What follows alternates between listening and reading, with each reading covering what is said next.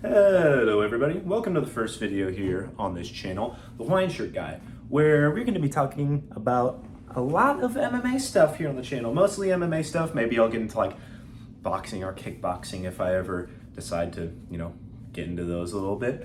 But for the most part, we're just going to be talking about good old MMA and the UFC. Sorry for my little setup here. So I just kind of threw my camera where it was best. I don't know. I'll get a good setup sometime. I promise you it won't be this bad in the future. Enough of that crap though. Today we're going to be talking about MMA versus boxing and who wins this whole thing. So first, I'm going to go over kind of more glaringly obvious concepts about the difference between MMA and boxing and what that means for MMA fighters who step into the octagon. Because as of recently, you've seen guys like Sean O'Malley calling out guys like Tank Davis and gosh, whoever the lightweight champ is right now in boxing. I'll put it up on the screen if I remember. Sorry for not remembering. But even so, we've seen this a lot in the past before. Like, with McGregor versus Mayweather, that whole thing was, it was this whole thing. And, now we're seeing also Ngannou versus Tyson Fury and that argument of who's going to win that fight. And it seems like a lot nowadays, MMA fighters think that, they can step into the ring, with all of these professional boxers and be able to not only hold their own, but completely whoop them. And today I'm gonna go over why, honestly, that's pretty wrong. And I'll show you why. Like I said, I'm gonna go over kind of the more glaringly obvious concepts and differences between the two sports, because let's be real, they're a lot different from each other. Very similar, combat sports, punching each other in the face, and both of them, I guess. But they're a lot different, and that's going to play into why MMA fighters aren't going to be as good in the ring with a professional boxer. So let's go over the most obvious difference between MMA and boxing. Is that boxing, you're only punching each other. That's it. You only got to worry about getting punched. In MMA, you got to worry about everything, right? You got to worry about punches. You got to worry about kicks as well. Also knees, elbows, and wrestling as well. You got to worry about getting taken down. You also got to worry about the clinch. Someone neckties you in a clinch or whatever. You start like throwing knees at you or even throwing elbows in the clinch, right? You're slipping elbows through your guard, kicking your legs out, kicking you in the head, taking you down, wrestling you, choking you out, putting you in an arm bar. You got to worry about a lot of that stuff. And that kind of plays into how they fight, in terms of their guard and the range, and I'm going to talk about that right now. So let's go over boxing first. In boxing, like I said, you only have to worry about punches, right? So the way you stand, where you put your hands is going to be a lot different.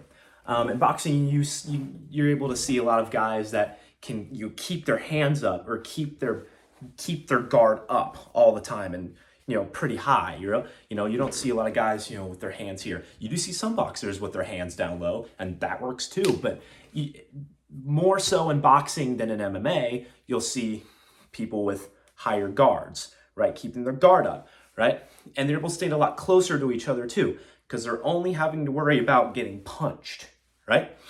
And in MMA, you can't stand that close to somebody, or else you're probably going to get taken down. If I just approach you, I can tie you up, right? And in boxing, yeah, you can clinch. But in MMA, I can tie you up and I can try to take you down.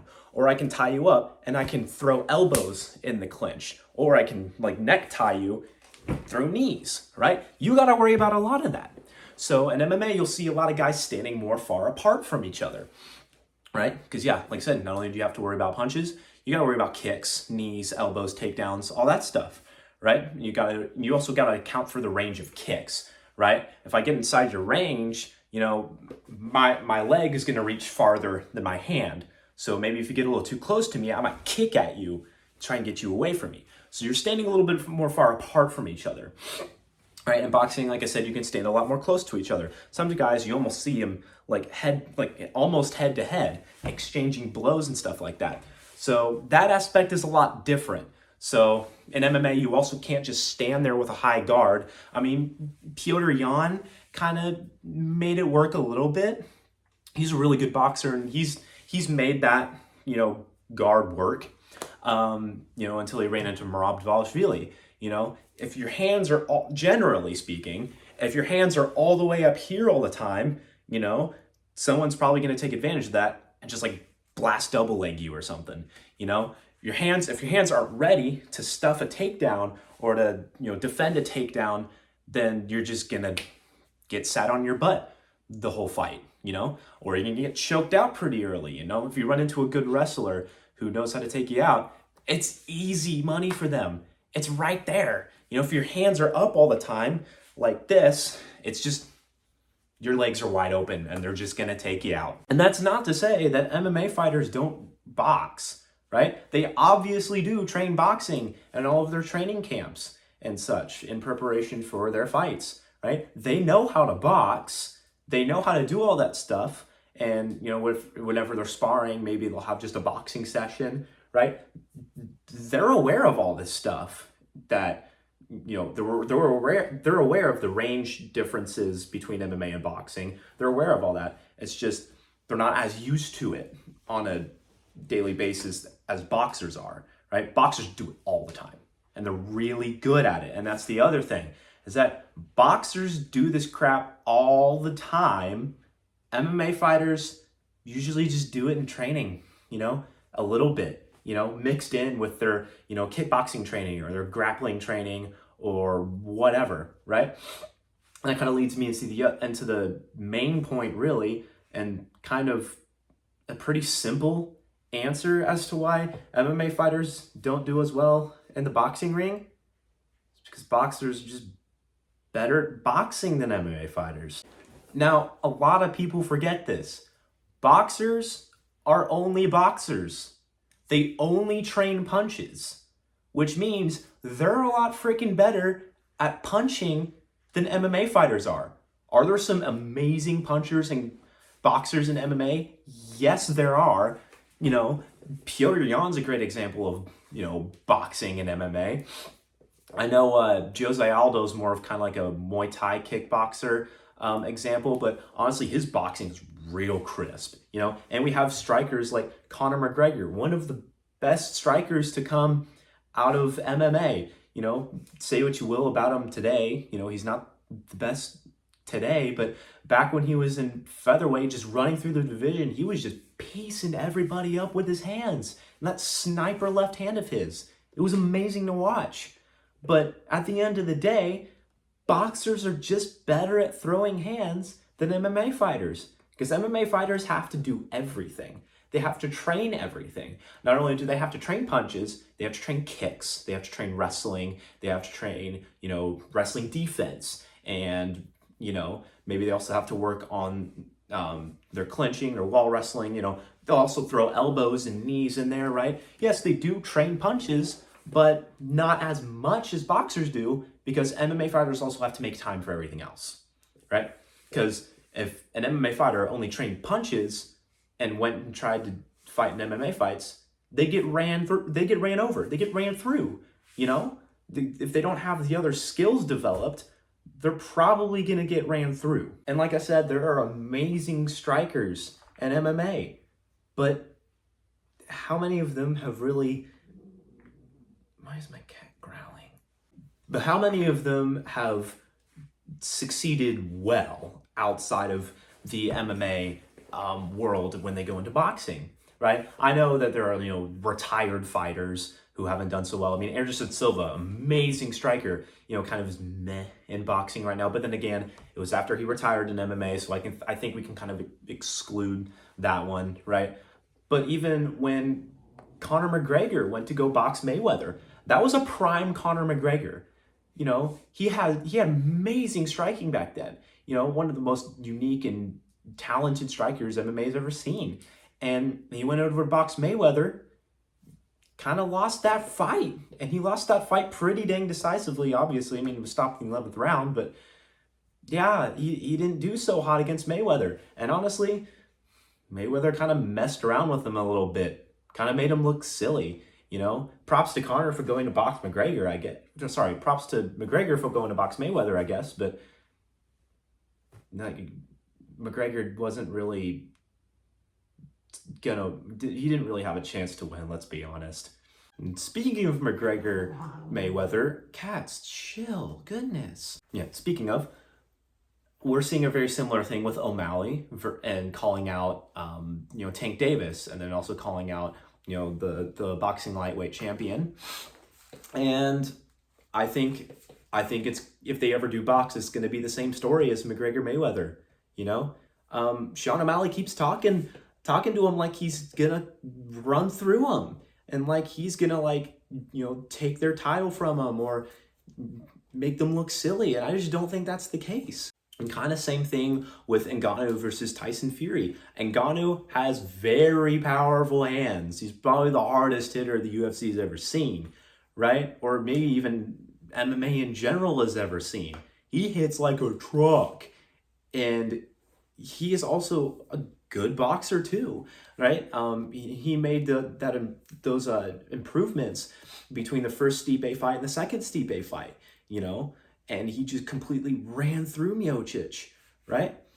But when you go against Tyson Fury, who's just beat everybody, I don't think that's gonna be a different story either. I think Fury will probably piece up Ngannou, or I honestly probably think it's going to go to a decision. I mean, let's be real, it's going to be kind of more of an exhibition match. I don't see anybody finishing each other, but I just think Tyson Fury is gonna win, and I don't think Tyson Fury is gonna get knocked the frick out like a lot of people think he will. And the similarities between all these things, between like McGregor Mayweather, possible Aljamain Sterling boxing fights. Not Aljamain Sterling, Sean O'Malley, you know what I mean? Sean O'Malley boxing fights and the Ngannou Fury fight is that these MMA fighters are fighting full-time legitimate boxers, And for McGregor, he was fighting, one of the best boxers the sport has ever seen. For Ngannou, he's fighting the heavyweight champ. He is fighting a bad dude. You saw what Fury did to Deontay Wilder. Deontay Wilder has lost to nobody else besides Tyson Fury. And Deontay Wilder is a scary dude, right? And I think it's going to be a similar story. And Ngannou's a scary dude, right? But matched up with Tyson Fury, an actual boxer, it's not going to matter. Why? Simple answer. MMA fighters train everything else. They got to make room in time in their training for everything else. Boxers only punch. And they're really, really good at it because of that, right? If you only train one thing, you're gonna be really good at it.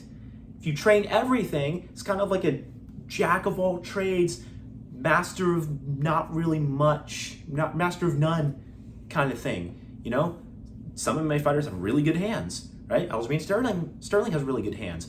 McGregor had amazing hands. And look what Mayweather did to him, I just don't see why people think it's going to be a different story. It's, the results are there, the evidence is there as to why the boxer is going to be better than the MMA fighter at boxing, right? And it would be the same thing if the boxer stepped into the MMA cage. The boxer steps into the MMA cage, they're probably going to get run over and probably taken down and submitted. Let's be real, right? It's just different. The sports are different, right? Go into a boxing ring, you're only going to punch, right? So be ready for that. Be ready for somebody who's just better at punching than you are. If you're a boxer going into MMA, be ready for everything. You got to be ready to wrestle, to kick, to knee, to elbow, to tie up, clinch, all that stuff. You got to be ready for everything. And it's probably going to be really overwhelming. The first time you ever get taken down and wrestled, it's like, holy crap, what do I do?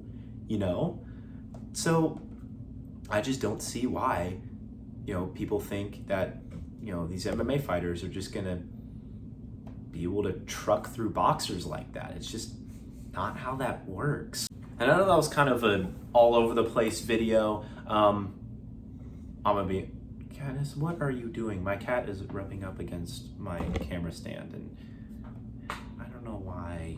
But anyways, yeah, like I said, this is my first video here on the channel. I'm not really good at the whole YouTube thing.